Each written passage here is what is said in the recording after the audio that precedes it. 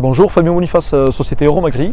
Alors nous avons la chance d'accueillir sur notre secteur le tout nouveau MT 1162 Vario de chez Fendt. J'aurais pu vous la faire en mode youtubeur.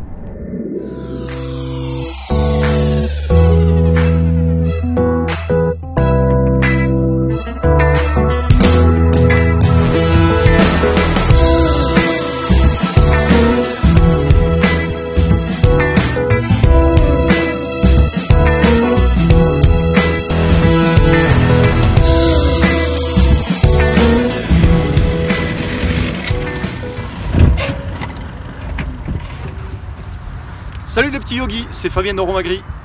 Aujourd'hui, je vous amène voir une nouveauté. Le nouveau MT 1162 de chez Fendt.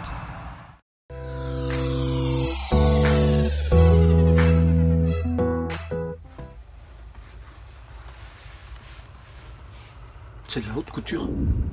Mais je suis très mauvais pour ça. Parce que ce tracteur, c'est pas de la rigolade, c'est du sérieux et je vais vous montrer ses nombreux points forts.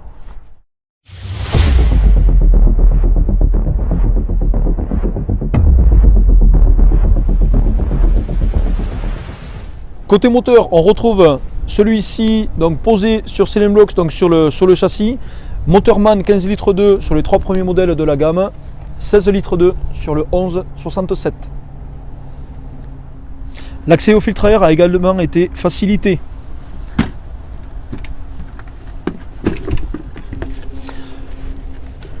Au niveau du ventilateur, donc on retrouve un ventilateur de grand diamètre entraîné par moteur hydraulique.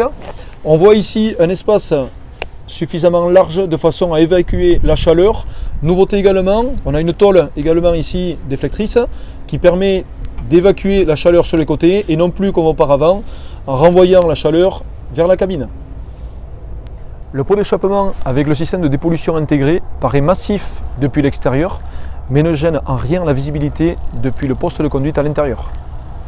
Donc au niveau du réservoir, on retrouve une capacité de 1300 litres pour de longues journées et un réservoir à déblue de 135 litres.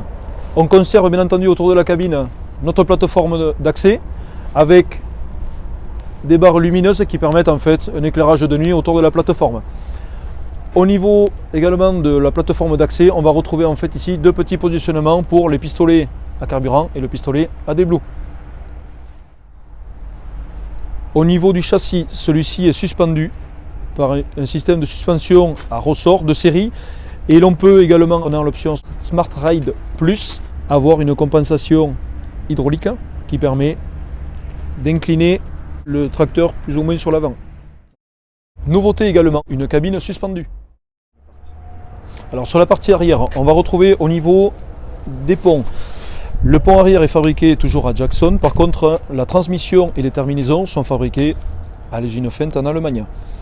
Au niveau du relevage arrière qui est en option ici, donc on retrouve un attelage de catégorie 4 ou 5. Celui-ci est pendulaire pour améliorer la ligne de traction. On va retrouver également une barre de tir qui peut être oscillante gauche-droite.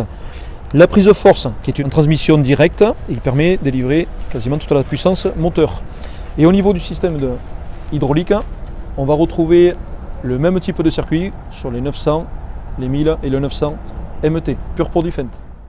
Alors, le train de chenille qui a été conservé, qui était quand même le point fort de cet appareil, on garde la grande roue ici de 1,50 m de diamètre avec, particularité aujourd'hui, le petit déflecteur qui permet en fait l'évacuation de la matière, suivi de 4 galets qui sont communs aujourd'hui à la série MT 900 et aux batteuses idéales. Nouveauté, donc ces galets n'ont plus le petit bourrelet qui engendrait en fait une accumulation de matière, donc aujourd'hui permet d'évacuer facilement cette matière. Ces galets sont montés sur un balancier qui permettent d'épouser parfaitement le sol. Au-dessus de ceci, on va retrouver une tôle déflecteur qui permet d'évacuer la matière latéralement et non plus sur les galets. Elle peut être remplacée par toute une série de masses de façon à lester le tracteur. Alors, à l'intérieur de la cabine, on va retrouver l'univers Fendt, ici donc avec son accoudoir, ses commandes intuitives, son terminal variotronique 10 pouces 4 tactile et sur lequel on va pouvoir retrouver différentes configurations dont les informations supplémentaires, possibilité d'une caméra et également de l'autoguidage EGNOS ou RTK.